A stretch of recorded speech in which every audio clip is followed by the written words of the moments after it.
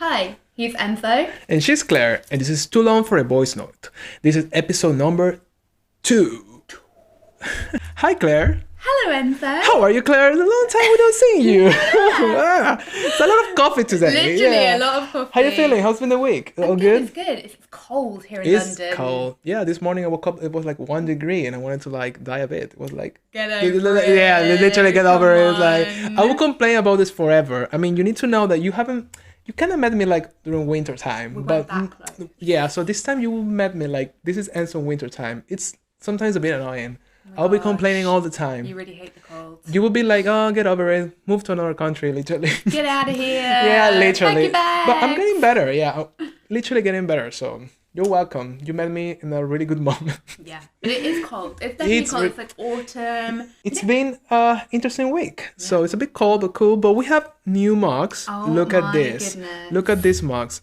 What does your mug say, Claire? The planet needs you to give a shit. We like this, right? And we agree with this statement. And mine so- say, fabulous bitch. Well, we are cheers. Cheers. What tea are you drinking today? I'm drinking rooibos, I think. Rooibos. What tea do you put me here? Wouldn't you like to know? I don't know. Maybe this is a secret thing. Maybe this is alcohol. This is not tea, guys. We're not following you. This is alcohol. Yeah. Vodka. Like, not really. Oh my goodness. Maybe But next time we yeah, should drink vodka. I'm Who excited knows? for our podcast mug. Right? It's Next so we'll cool. have Yeah. merch, so, Nah, yeah. you know, Fred. but definitely. So, yeah, this is like episode number 2. How Episode number exciting. 2, how exciting. Yes. We hope you liked episode number 1. Yes, please. And we've been loving hearing all your feedback and everything. It really helps. Yeah. So please do carry on giving us any feedback. Thank you to all subscribers. We have Yeah. like 2, but thank you guys for following us. Thank you. Thank you, honestly. And no, thank you for No, yeah, everyone it's who's cool. taken the time to watch and share. Yeah, and any It means feedback a we lot. really appreciate it because we're in this stage Definitely. of learning and Growing like and growing. So developing. it's cool. So the first topic of the week is a surprise to me because it's Enzo. Enzo is bringing topic 1. So over to you. What are we going Yes. to talk about first? Okay, I want to talk to you about, like, I mean, it's something like maybe a lot of you have heard of something about it. It's about like Poland. Okay. You know, it's been like a little bit messy lately in Poland about the whole abortion law thing they want to change. There's a lot of things going on. It's like a huge protest in Poland. Over the last week, it's like 100,000 people showing up the protest. It was like the biggest protest since the communism times. So it's been like a huge thing going on there. And yeah, what are your thoughts about it? What you heard about? I know it's everywhere. You know, when something like this vague and relevant is happening, you can find information everywhere. It can be a little bit exhausting sometimes when you don't know what to read, what is true, what is lie. But you know, this is very straightforward. It's like they're trying to approve this law that basically is banning any type of abortion in the country. You know, it's a very like super extreme right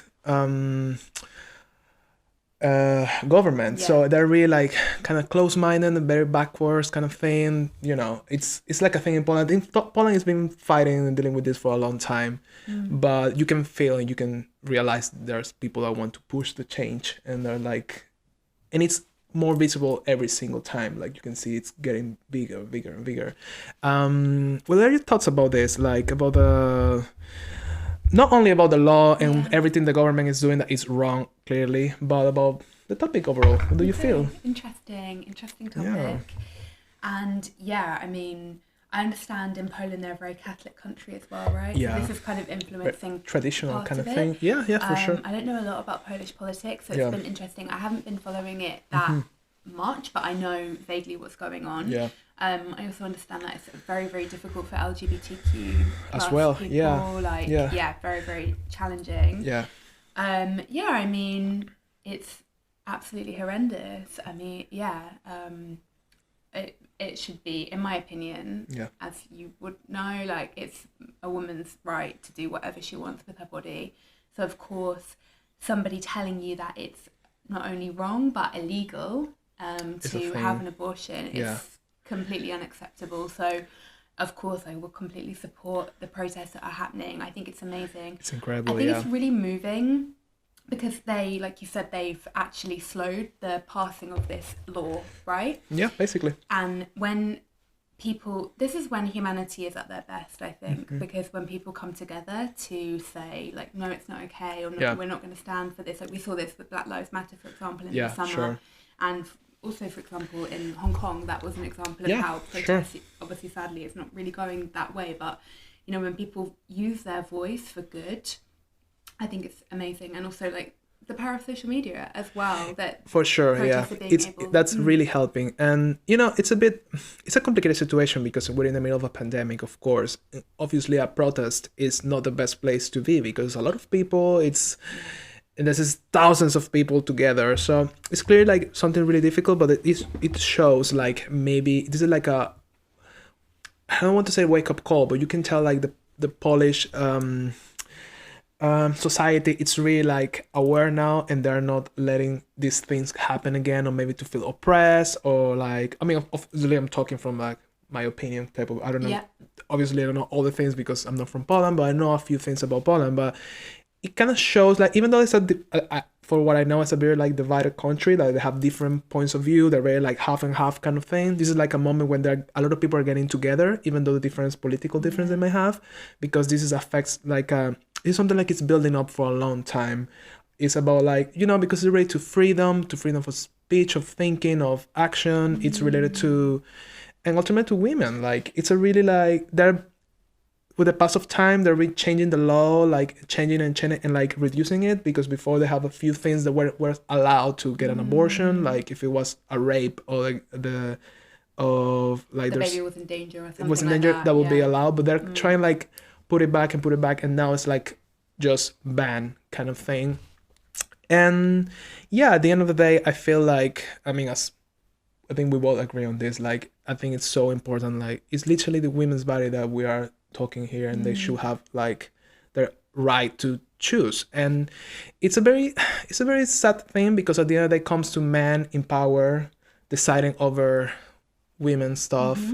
And literally like why men and government and like people in power should know better than women what they want and what they need. I mean, this is like happens everywhere, but this is like very specific in this case, that it shows even in 2020 what's going on. This is just a little sample about that. For clearly sure. And I think kind of like I've definitely had examples of my life where I've had men tell me a lot of things about how women should be. I've like had arguments with people that, you know, for example, I've spoken to men who are like highly against breastfeeding, which I find to be extremely strange. I think that breastfeeding should be banned in public because it's like disgusting and stuff. Okay, clearly, I know where it's going. That kind of thing. And I heard that as well. This is just an example of that. And I think, for example, like just to bring it back to Poland and I mean, this is an incredibly heavy topic, but we want to give you diversity on this podcast and encourage interesting conversations, hopefully.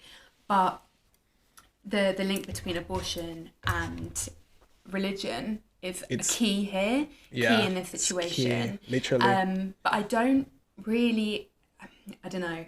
It's hard to talk about because I'm not religious. So I don't want to offend anybody by saying that, but I think it's wrong to use religion as an excuse for not allowing women to get abortions. And I think, if I'm being honest, I think that people use religion as an excuse a lot of times, and they just want control and power over women, or they have some deep moral obligation that's not really to do with religion. It's just a way of control. It's a form of control, and it's not okay. It's not okay. And I've had, for example, somebody who I was very fond of, who was very religious, tell me that, you know, if a woman was raped and she was impregnated, she should have to keep that baby. Wow. Okay. And there was no room for negotiation. It's like, I mean, it is what it is, and that's it. Like, abortion is wrong. And then when I asked him, of course, it's a man who will never be in this situation, but what if she gets raped? You want her to have a daily reminder of that horrific. It's really like, but that's not. I think it's because people feel like it's not the child's fault. It's, of course, but it's not the woman's fault either. And why should she have to? If, you know, and definitely. It's just no, absolutely not. It's a really difficult topic, and I understand that people may have different views on it, because when it's like religion based, I think it's a bit like, just because your religion tells you like it's not right, okay. But sometimes some people, they truly come from a place of what they believe, in the sense of like, I don't know, maybe some people, they truly think like it's kind of killing a person kind of thing. And I kind of see why it will come from this place, like, oh no, they're killing a person, a future person, blah blah blah. But the point is that sometimes, I mean, there's a lot of people in the world that are just suffering because they don't want kids, like, parents that they just get pregnant and they just have the kid, and then they don't have security, they don't have love, they don't have everything, they have a horrible life. And I feel like if you're not in the conditions to have a kid, you definitely shouldn't have a kid, because it's like you're gonna probably provide a really bad life to a person. But this falls also into the idea, some people say like, oh, okay, I want to ask you something. Okay. It's gonna be controversial, because I was talking recently with some friends and they have the point of view and I respect their point of view, but like, in which scenarios you will consider like right to have an abortion for you personally? If I had to pick? If you have to pick, because like there's many scenarios like, okay, the kid is sick, okay, this is a rape, there's also like, it was a mistake, it just happened, there's another option. Like, do you think all the options are valid in abortion, or do you have some that you feel like maybe you know what I mean? I know it's a bit tricky and it has very like different layers. I've never really thought of it, and it's it's a really good thing that you're asking me that question, because I think we have these views but we don't often question them all the time. Like, I've always just been pro-abortion, like not pro-abortion but pro-choice. Pro-choice, yeah, exactly. But no, for me, like, we have this conversation quite a lot because we're getting to an age where, well, I mean, like for me, like maybe thinking of, having children. I'm just about to enter my 30s, and lots of our friends are having children, etc. We talk about the responsibility of bringing a life into the world. Yeah, definitely. And really, given like the state of the world, given the state of the planet, it's really something that you should not do lightly. And people definitely have children too easily. Yeah, it's just like you have to. So exactly, you have to, and some people are not meant to be parents, and that's okay. That's definitely okay. That's part of it, because I think as society, it's difficult for us to understand when somebody says or feels like, I don't feel like I'm made up to be a parent. That should be fine. But I think especially for women that feel like condemned out of it, like every single woman should be a mother. That's their nature or their calling or whatever. But maybe you don't feel it, and that's fine. That's totally okay. And that's part of the problem as well. I think for women, and I get you, and I think it's bloody unfair for women, because ultimately as well, like, maybe most likely, I don't know, maybe this is making a generalization, but the woman is the one who's going to have to make that call about having an abortion, given the circumstances. I believe so as well. But to answer your original question, no, I think there's absolutely every circumstance is valid. If you don't feel like it's the right time in your life to have a baby, you can't afford a baby, your relationship isn't strong enough, or the baby's sick, you've been raped. Like, for me, we need to get to a place where a woman does not need to justify her desire for having an abortion. And you absolutely hit the nail on the head earlier when you said it's, for example, in Poland, like, it's men making these decisions. They're never going to know what that's like. I don't know what that's like yet. So it's sort of like, no, absolutely not. Definitely. Every decision is valid. I agree. The thing is, like, some people say, like, if it's in a really wrong kind of condition or moment, they say like, okay, it's fine. But then they say if it's just something that happened by mistake or something, you need to have the kid. You know what I mean? Because somebody thinks, like, some people take abortion as an excuse. Like, let me have sex freely, and if I get pregnant, boom, I drink a pill, whatever, I get rid of the kid. Like, and I feel this is like such a weird way of thinking, because I don't think normally a person would like to just get pregnant and then have a pill to get an abortion kind of thing, because it's not like that even. But I don't think everybody would take it that easily or that lightly. You know what I mean? I agree. Because it's a really deep thing. It's not like, I'm gonna get pregnant 10 times this year, I'm gonna just like take a pill or whatever I have to. To be honest, as well, I've taken the morning after pill twice in my life, and it's not an abortion, it's to stop you from getting pregnant. Number one, I think that needs to be clear. Yeah. Also, it does have effects on your body. Like, your period gets knocked out of its cycle. Yeah. Like a woman's body is very sensitive, yeah, and of course. also getting an actual, more invasive abortion is very, very invasive, and also in some countries costly as well. And or it's banned. I think it's really, really unfair to say, like, for people to kind of argue that, oh, women, people don't mind, they just do it, and yeah, you're right. Like, no one will get an abortion lightly, I'm sure. I don't think so, and. Yeah. It's a big thing, emotionally and physically. Of course, that's what I believe. I don't think people will do this because it's easy. And it's something very interesting because I read once on Twitter, like there was like a trending topic kind of thing.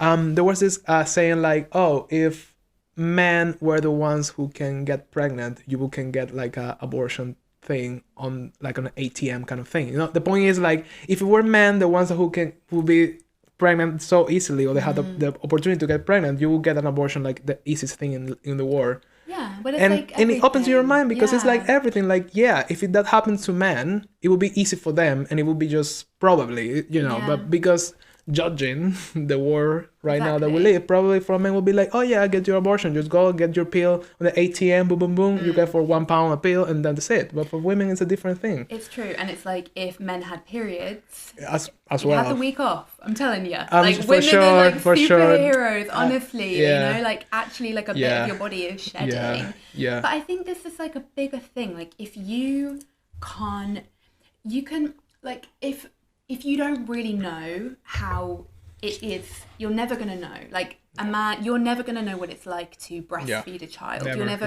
never gonna have the fear of, or the you're never gonna get pregnant. So you're incredibly unjudgmental about this, obviously. But for a man, it's not fair to place judgment and rules and laws for sure to pass something that's never going to affect them. Well, I mean, it's we can talk about this like an hour because it's a really deep topic. And I think if we keep talking about more, we will nail different points that we can stand ourselves. But I think for a conclusion of this topic, I feel like it's really good what's happening in Poland. And I feel like there's a lot of things that are happening in Poland that are really like bad for LGTB, equality, women, all of that. There's a lot of things happening now, and I feel like it's really good what's happening. Me too. It's like a change is kind of coming, hopefully, and we support you. Definitely stay safe, everybody, as for well. Sure. Like it's a big risk they're taking to like fight for their future in the country. But I think it's so brave to do that. Definitely. But I think maybe it's a point where people feel like they can't stay silent, and that's really admirable. Imagine like that's the level they are now. They're like. Fuck it, we're gonna go it because we can't start selling anymore. So we're sending you support from yes, London. We're with you. Yes. Yeah. So cool. It was an interesting topic. Definitely. Yeah. Heavy. I went on my feminist high horse there, didn't I? No, but it was good. I think we can talk about this more. We'll get back to that. We'll go back to that. This is a never-ending topic. Maybe we can, if you have any ideas or views that you want to change, even if your views are totally different than ours. Yeah. Just drop here in the comments or wherever you want to drop it on social media, and we can talk about it because that's it. And I want to have an episode on periods. It's coming. Yeah, it's coming. It's coming. Yeah, I'm okay with that. Yeah, it's You're fine. very open-minded. Of course. Yeah, let's talk about period, guy. No. Okay. So, are you ready for my secret topic of the week? I think I am ready, Claire. Are you ready? I think I'm ready. To be honest, I'm always ready. You really are. Not really, but no, I'm ready. Yeah, bring it. Okay, well, it's definitely a change of tone, but I watched a documentary last weekend. Yes. I know you've watched it as well, but we haven't discussed it yet. Yeah, okay. But it's called My Octopus Teacher. Oh, the Do you remember? Yeah. You remember it. So I watched it with my best friend. Yeah. Honourable mention. This week. This is wins. Yeah. We need to have this moment in the future. Like, this is wins. You're gonna come be like, hi. We need to plan this. No, yeah. You're gonna be like, absolutely not. You and your podcast. Bye. Get out of my house. Yeah. So. But anyway, My Octopus Teacher. I keep wanting to call it My Life as an Octopus. But really? It could be. That's an alternate name. Cool. I'm going to tag you Netflix. Actually, You should have called it My Life as an Octopus, but it's called My Octopus Teacher. Yeah. So for you guys who haven't maybe seen it, it's essentially about a man who is a filmmaker, right? Yeah, I get that from the explore his character more. I would love to hear your opinion. But he goes through a very hard time, and he feels like he's very disconnected from nature. So he decides to essentially free dive into the Atlantic Ocean, which is just right where he lives, and he befriends an octopus. Yeah. And the documentary covers, I mean, I feel like I know a lot about octopi now. You will never think that there's so many things to learn from octopus. So it's many things. Crazy, yeah. He becomes very attached to this one specific octopus. Octopus? It's a she. It's a she. Octopita. Oh. You're like, please. Claire, no, it's not gonna happen. I'm gonna become a Latina. Literally, you're like, you can try, hon. You can try. Go for it. You can be wherever you want, Claire. You're free. You're free. Sí. Okay. But yeah, he befriends this lady octopus, and that's basically what it's about, I would say. Yes. It's about his journey. What were your thoughts on this documentary? It's a really, really beautiful documentary. And it's kind of documentaries that, because it's a weird name and it's a weird topic, if you think about it, maybe you will be like, do I want to watch this? But I heard so many good reviews about it and people saying like, you need to watch it. And I was like, you know what? We'll give it a try. Also, octopus. I mean, I'm not a fan of octopus, I have to say. After the documentary, I'm admire them. It's like, octopus are really cool. I always thought they were a bit weird looking. They look like an alien kind of thing. And I don't like their, like, what's the name of the things they have in there? Like, like sucker pads. Yeah. Like the sucker pads. Yeah. I don't like them. This is a bit like a... You're funny with texture, you know? Yeah. You have a thing about texture, I feel. Yeah, because when I think about it, it's like, it's a bit cringe. So funny. And that's why I don't eat them anyway. I don't like them. Yeah. After the documentary, I think I wouldn't even like less eating them because it's like... Anyway. So yeah, I think it's a really beautiful and touchy documentary in a weird way. Like, I got a bit emotional in a few times, unexpectedly. I was like, I think the way it's filmed and the way you see him getting attached. I mean, no spoilers. I mean, maybe spoilers. You can enjoy it in its own way. You can enjoy it, yeah. We don't want me to tell you the ending. Yeah. We won't tell you the ending, but anyway, like, you need to watch it to understand it, because we can talk about actually like watching it, like you will get into it properly. But it's really interesting when he gets attached to this octopus and you learn so many, and he gets like so detailed about her, like the different texture, how her like color change, how she eats, how she moves. It's really, really interesting. And like, I think you don't have to be like a fan of like an octopus, or you don't have to be a fan of animals overall. Maybe you have to be. It's just like I feel what I take from the documentary is this connection, like human nature, that we're missing a lot in this, especially if we live, like for us that we live in a city, like we are so far away from like nature. Sometimes you forget that that's part of yourself. You're part of the nature at the end. We are like, we're alive, and we're not born with these buildings, you know what I mean? We're one thing, but living in cities or separate ourselves so much from nature, we feel like it's something far away. And I think that made me reflect a lot on that, and how I miss him to be like close to nature, and how we are at the end one. And I think that shows in the moment that this guy becomes like friends with the octopus kind of thing.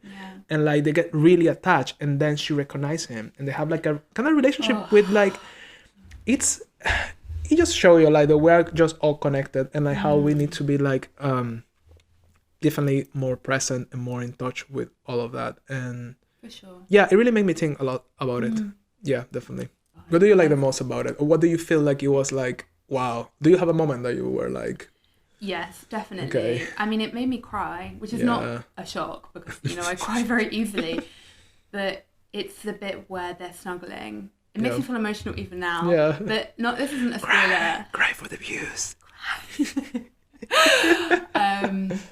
The octopus recognizes him. That's crazy. And she swims, and she's like snuggling on his chest. I know. My goodness. Yeah, it's really sweet. It's so precious. And I think for me, it's sort of like, you know, as you may or may not have gathered by now, I'm a vegan. So, and the main reason I'm vegan is for the environment. But another big reason is I've always loved animals. This is a conversation that we've had before. But I remember I went vegetarian when I was younger, and I realised like it's not trying to be argumentative or anything like that. I just couldn't grasp the difference between my pet Labrador, my dog, who I loved so much, and a chicken. Like I didn't understand the difference. And so it just felt wrong to me. And I think it maybe brought me back to that like childlike state of, because of course like that's still such a big part of me. Like I'm hopefully always going to be vegan. I will always be vegetarian, but I aim to always be vegan. But it's that thing of like, a creature that you like, you don't really think about octopi. They're away, and I think we have a very strange relationship with the ocean and creatures in the ocean, and the ocean is so vital for us. But it's scary, or we think, because with like other creatures we can see ourselves in them, especially dogs. They have these emotion-filled eyes. And even cows, I find that so strange as well, because cows are so like, you can see their soul in their eyes. I know what you Fish, mean. Yeah. You can't really see their soul in their eyes. Which is understandable, because they're very different. They're really more different than us. Yeah, and maybe that's why they're so distant and we can't connect with them, or like it's kind of like an alien, like etc. But the way that it's incredible. It maybe isn't emotion, or it's maybe not a connection, but it's what we would describe as an emotion or a connection that they had. Yes, and truly. That she was recognizing him, and she was safe. She felt safe enough. These creatures are very vigilant kind of thing.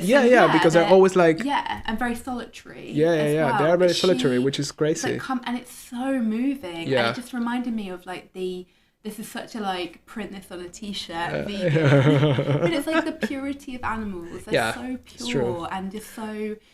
It really is so heartwarming. I thought, we had this conversation about veganism, animals, and what you say, like you don't understand the difference between like your dog and a chicken. And I was thinking about that when I was watching the documentary, because I'm not vegan, but we talked a few times about like how I feel like I'm trying to eat less meat, and maybe, one point maybe I won't eat meat at all. Who knows? I'm kind of in this like discovery kind of path, I guess.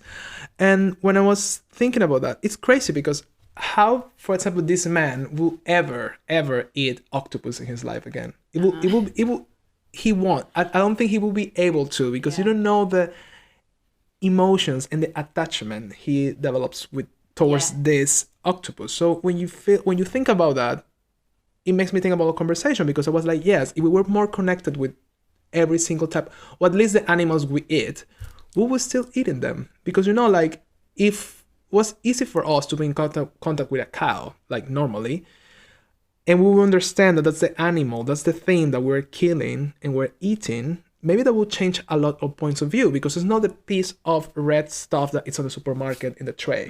It's like something like it's breathing, it's looking at you, you can interact with it, and could be like, hey, you can put a name to it, blah, blah, blah. Of course, this falls into a different category, because there's people that they grow like in farm, and they get so used to that. Then it's the opposite. They don't kind of care. They're like, their food, and that's it. But I don't know. I think it's like a strange like blur line. I feel like if I was more in contact with animals, I wouldn't eat them. Definitely. I agree. Yeah, because I will.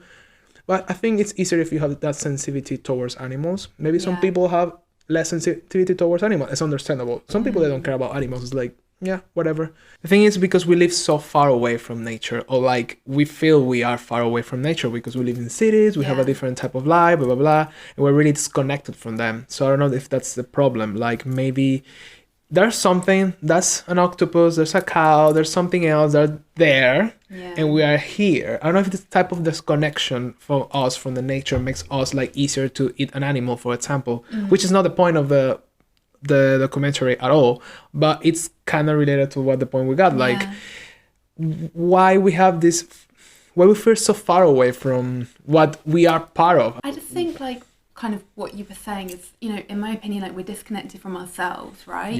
This is why people don't like to do inner work, and not to say like I'm some kind of guru, or like we're not, of course, no, like, but it's hard to be with yourself. It's hard to meditate, and if you can't connect with yourself, how are you going to connect with the environment? And this is like part of the problem. We've become so like, I don't know, disconnected from everything, and it's kind of like narcissistic in a way. And this is something that I found, it's very touching, like we said about this documentary, but it's kind of like really sad, because it's, the guy comments, I'm maybe like paraphrasing, but he basically says something along the lines of like, I didn't really care about animals before I had this experience, and then he has this very intense relationship with an octopus. Yeah. So we're making it sound really dark. Intense relationship with an octopus. They actually did. But there is love. There is love. Definitely love. There is love. But certainly from his side. Yeah. It's like, I know what you mean. Like, this is what it takes for a human to connect with. But why should it take that? It should not take that. And like we're often like, he lives in this like amazing environment right next to the ocean, and of course like you're gonna, you know, but most of us live in like cities where we're very disconnected and we don't have that connection to the environment. Does that mean that we shouldn't take care of the environment, or we shouldn't care about animals? No, it does not. It does not. Yeah. Vegan. Stick out like a flag. Vegan. Do they have a flag? Does vegan probably. Do they have a flag? I actually have no vegan friends, so if you're a vegan watching this, you want to be my friends, tell me. But yeah, it's interesting because it's really like, sometimes I feel like for humans it takes so much for us, or for some of us, or for most of us to actually understand or get into something, take something really bad to happen, or really strong, or really like life-changing.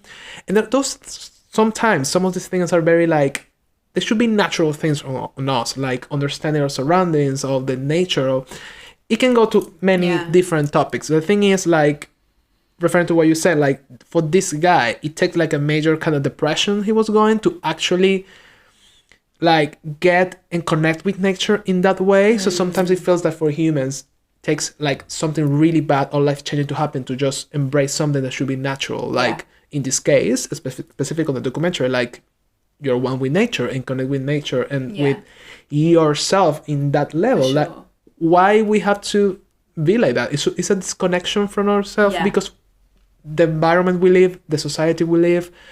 I wonder because I'm sure for people that they live probably in the countryside, it's totally different because they probably have a different kind of relationship with their surroundings. And it would seem so.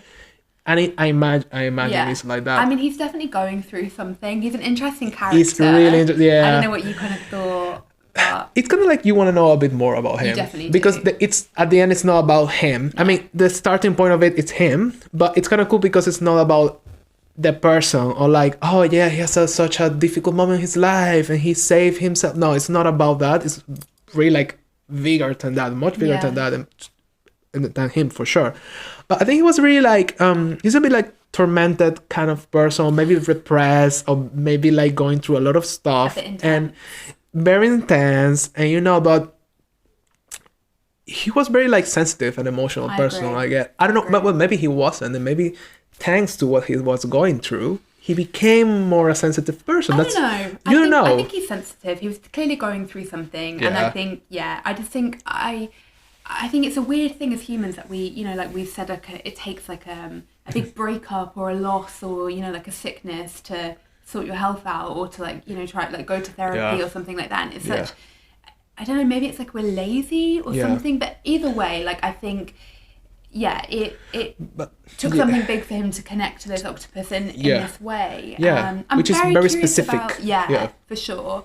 I'm curious about like if he went on to kind of like eat animals after, because again, for me, I just like, I could not understand how you could eat any animal like after that. You know, clearly he's not going to eat an octopus after that.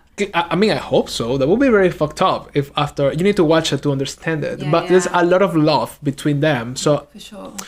But I don't know. It's very, very strange. But I think connecting with us, you know, sometimes some people say like, because in the environments we have, and the cell phones and the TV and the music and all the distractions we have, that are part of things that make us so disconnected from ourselves, because we have so many distractions and we don't allow ourselves to be like quiet, sitting in a place. Because for some people, even the thing like being quiet or staying quiet is like a bad thing, kind of thing. Like even sitting next to a person that could be your friend, if you're quiet, it means that you have something going on. Maybe you are not okay with each other, and you know what I mean. Like it happens a lot. Like people, you're not allowed to embrace silence and peacefulness, and You know what I mean? Stillness. It's stillness. This is what, like I was saying, like Yeah. this is why meditation is hard, and like it's really hard to like just sit with yourself and be quiet and listen to your thoughts. Like most of, I don't know about you, but like my thoughts are like fucking crazy.